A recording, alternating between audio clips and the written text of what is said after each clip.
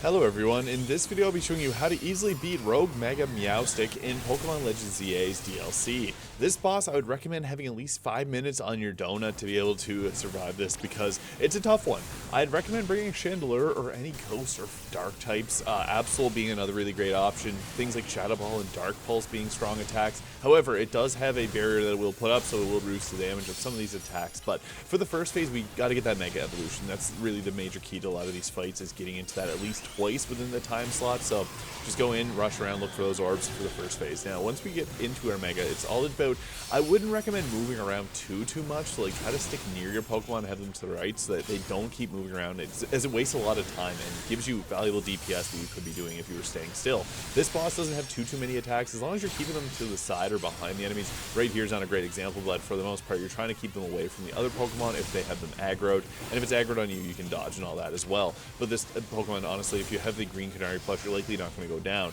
The big problem is whenever it goes into the next phase here and then it sets up the wall, this is where we got to find where the wall is that you can load on to. And you're just going to see one of the squares is glowing there. You're going to run back to that side, and you're going to attack it at least 2 times, and then you're going to run inside of the square. Don't forget to run inside, otherwise you'll end up taking damage and likely getting one-shot by this attack. So then you're just going to run in here and start attacking the MEOWSTICs. Now again, similar to what I was talking about before, don't move around too much. You're just going to continue to keep spamming your attacks. It's something that, it's tempting to move around often, but it makes your Pokemon's attacks come in a lot more delayed.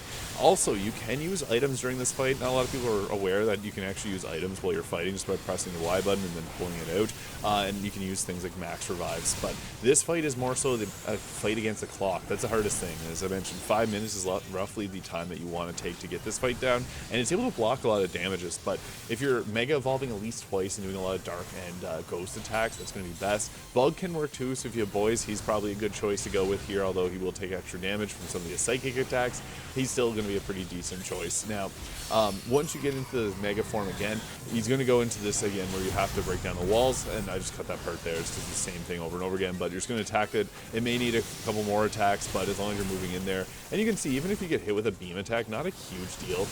If it's aggroed on you, just kind of pay attention. If you have 2 green Canary Plushes, you'll be fine. And if this video is useful, please hit the subscribe button below.